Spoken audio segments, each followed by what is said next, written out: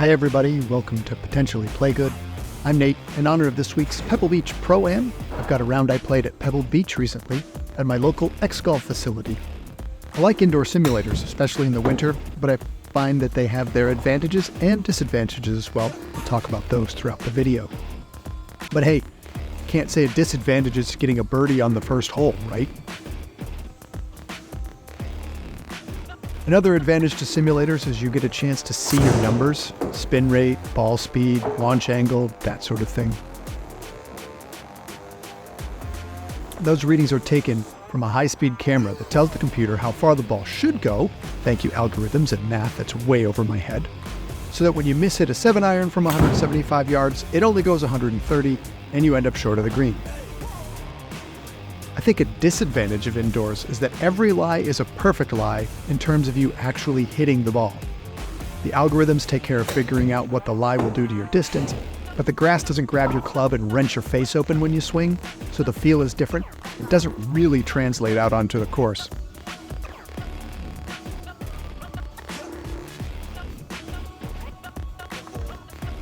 It's a pretty good putt from 11 feet. Just missed for a conceded par.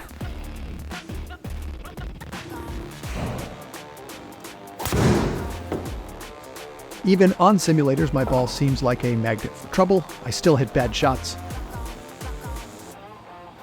Like this one, into the bunker, leaving me 85 yards to the green. And you don't have any feel out of a bunker, so these 85-yard shots, you never really know how far they're going to go.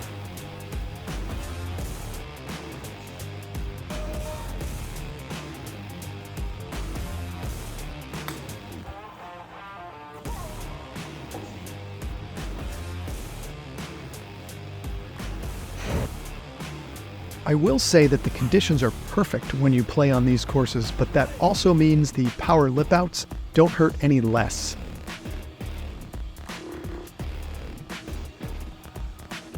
This drive here on the fourth, these are good numbers for me. Thankfully, I catch a break from that mound past the bunker, keeping my ball from going into the water, but it leaves me with a 25-yard bunker shot, which are hard in real life and are a little tougher when you can't feel the sand on the club. But I'd say the virtual mimicked the reality here, because this is absolutely the kind of shot I'd have made. This next one, however, maybe not.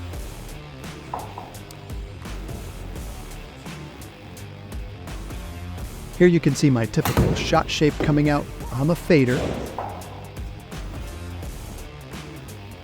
And that leaves me in this bunker. And this is what I mean by the shots don't really mirror reality. A ball just barely in the bunker would likely mean a really awkward stance and probably shanking the ball.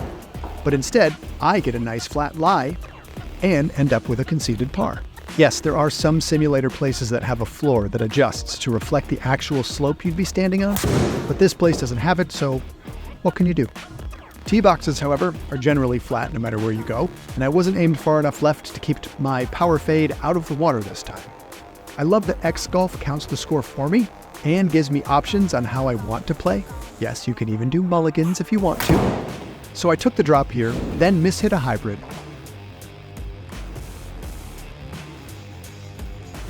But thanks to a decent wedge shot,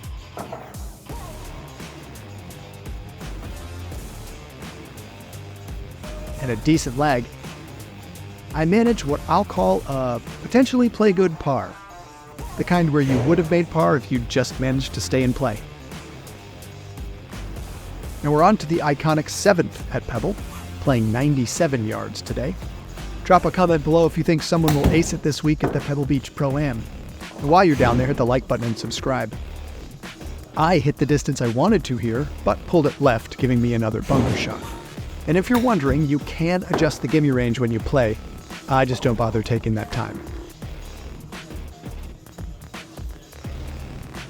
This uphill 391-yard par 4 has me pulling 3-wood for the first time today. Notice I've got it teed up here, but I don't really like to do that. Typically, unless I'm hitting driver, I'll hit it off the ground. The area around the tee plays with my head if it's too low, with the sensors and everything. But the ball stays in play, which leaves me pulling 5-iron, club I would normally have chosen for that distance. And I should adjust my aim a bit, because more ocean. I'm glad I'm not actually donating golf balls to the water, just virtually.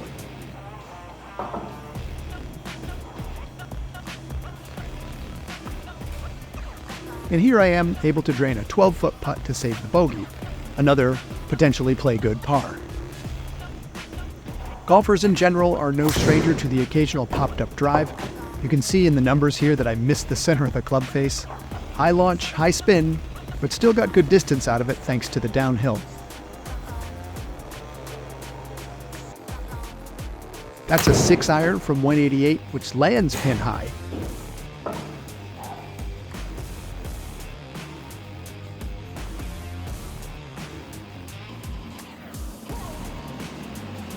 It has me pulling pitching wedge for a bump and run, which I leave drastically short. This is one of those feely shots for me, and I want to be better at it. I'm going to call bank here. And that completes my front 9 in a 38. 1 birdie, 3 bogeys. Starting the back 9 with a par 4. And a lucky break to hit that little island in the bunker and end up out of the bunker.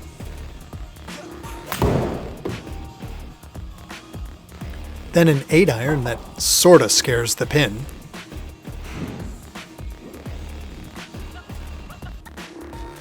And another lip out on a putt I hit too hard, but that gives me another par. So you've seen my distance. If I can hit a good driver here on 11, I can get really close to the front of the green. Famous last words, because I hit a high, spinny drive with no length into the bushes.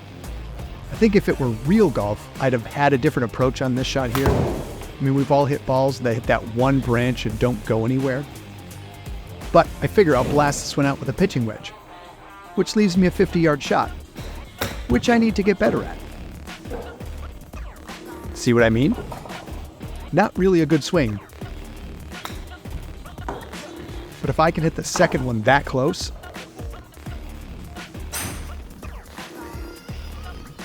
the 12th here was in between clubs for me, and you can see my indecision back and forth, back and forth. I did settle on a 6-iron because it's downhill. But maybe should have gone with the 7-iron because that was a 200-yard 6-iron.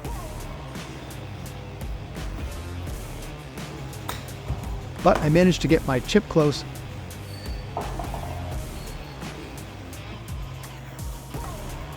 And bank another putt off the back of the rim. You're really getting a taste of the things that make simulator golf. When you always have a good lie, it's easier to hit good shots. I try to look at these rounds as good practice for my swing, but not necessarily my score. I've never shot a score in real life as low as I did in this simulator round. But it does sort of make me see what could be possible.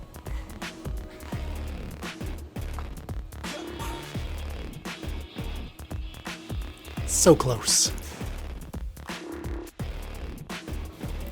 The 14th hole is a 500-yard par 5, and I hit a drive right down the middle. But you know what they say, the hardest shot to recover from is a good drive. Because the next thing you do is hit the ball into someone's simulated backyard.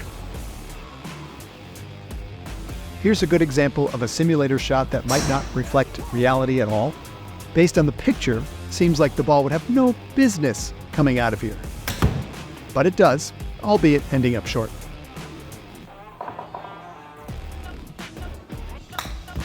You'll notice when you see me play in the real world that I don't hit this many shots so close. Part of that is the lie we've mentioned before, and I think the other part is alignment. You never have to align yourself, really. The computer points you at the stick, and you can see that there are alignment lines on the floor from the panels. In real life, you don't have those on the course. You can see a good example of the numbers here. I got almost 162 mile-an-hour ball speed, which is the highest so far today. But with almost 11,000 RPMs of spin, the ball doesn't go very far. But I have a window.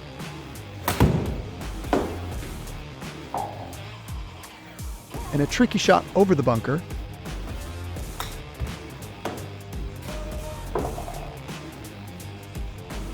Followed by a pretty decent lag for my bogey. Check out the spin number here compared to the last hole. Ball speed's around the same, but only 300 RPM, not 11,000.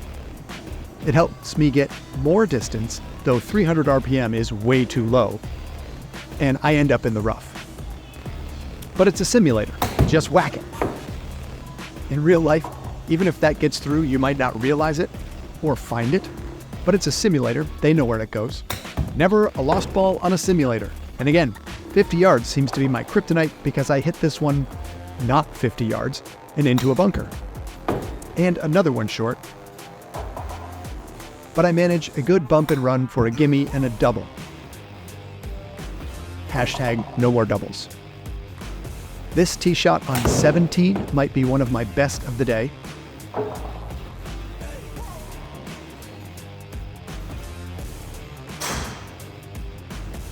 Which I follow up with a putt off the green, which wasn't very good. And then this.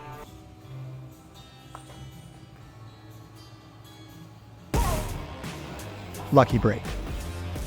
On to my last hole, and I want to thank you all for watching. If you have the ability, I'd absolutely recommend going to a golf simulator, whether it's an Xgolf or whatever other simulator facility is around you. You can play 18 holes in an hour, and they usually have food and beer, so you can't go too wrong. You can also use it as a good gauge of the distance on your clubs. Set it up on their driving range, just hit each club to get an idea of how far you hit them. I end up with another bunker shot here on 18,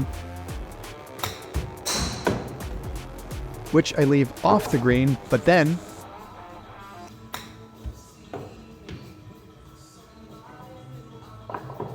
it's a walk-off. It's a walk-off. So thanks to a walk-off chip-in birdie, I end up with a 6 over par 78, with only one double bogey. In reality, I've never been below 86, so these results do not reflect golf in the wild for me. It's a bit like a video game, but not the kind where I can fully control everything. But it's fun, and it scratches the golf itch when I can't get outside. Don't forget to like and subscribe, and I'll see you next time on Potentially Play Good.